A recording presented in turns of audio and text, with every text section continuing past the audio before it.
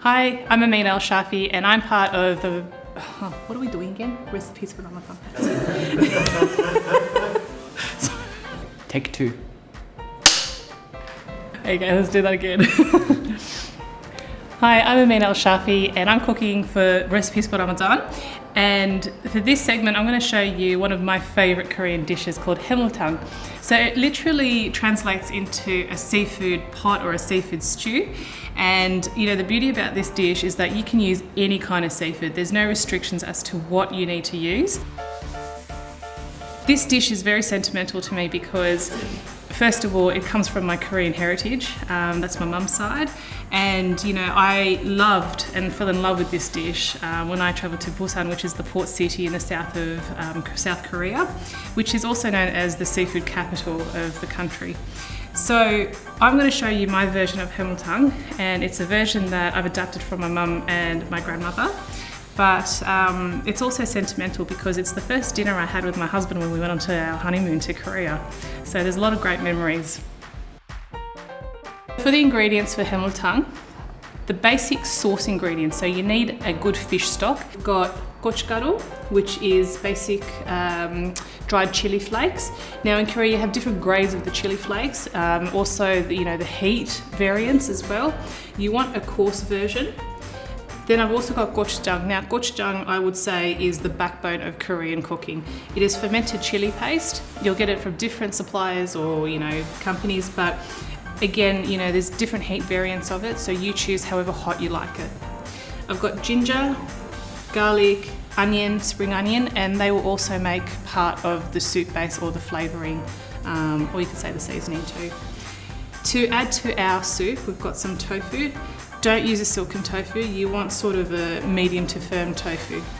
And the good thing is about in Australia, we've got so many producers of great local tofu. I've also got crown daisies or chrysanthemum leaves, enoki mushrooms. Now these two are going to be added right to the end, just before we serve. Going on to our seafood, these are some of my favourite seafoods, and especially the seafoods that we like to eat at home. So we've got some local pippies, mussels, lingfish. I prefer to use a firmer white flesh fish for this particular stew, so it just holds better in the stew rather than falling apart. And try not to use a very oily kind of fish like a mackerel or a salmon for this.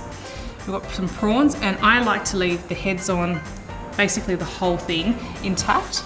It just adds more umami to the soup. And crab as well. And again, the crab is just going to add that extra depth of flavour to the soup. Soy sauce, but I'm just using an all-rounder soy sauce that you can get, and a bit of salt for seasoning. Inside of the tteokbegi, or the little stone pot that I've got here, I've got some seafood broth just boiling away. This is going to be the first layer of this dish. I think the great thing about Korean food is that you've got a multitude of layers, of depths, of flavours. So I'm going to show you the next part, which is the seasoning for the stock, and then we'll add in all the other ingredients. To make our seasoning, we're going to start with some ginger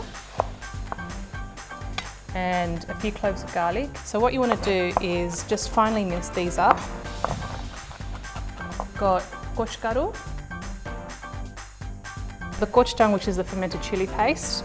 This will actually help thicken up that broth, and it's going to give such an amazing depth of flavour.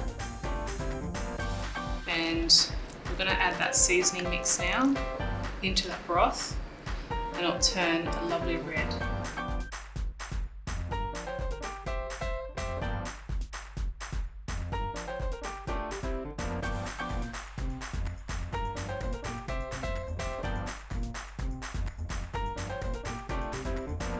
Fish fillets, the crab, all the ingredients in here should take no more than 3 to maximum 4 or 5 minutes to cook, depending on how you like your seafood. I like mine just cooked, so about 3 minutes in total.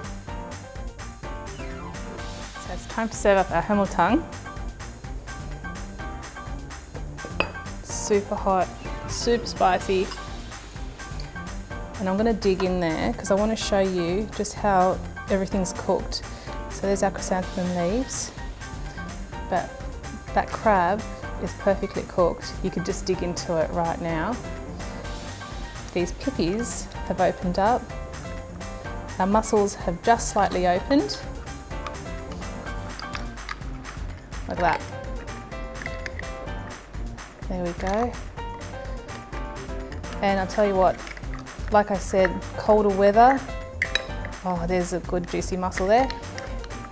This stew is a winner for home. Centre of the table, some hot rice on the side. You cannot go wrong. Enjoy.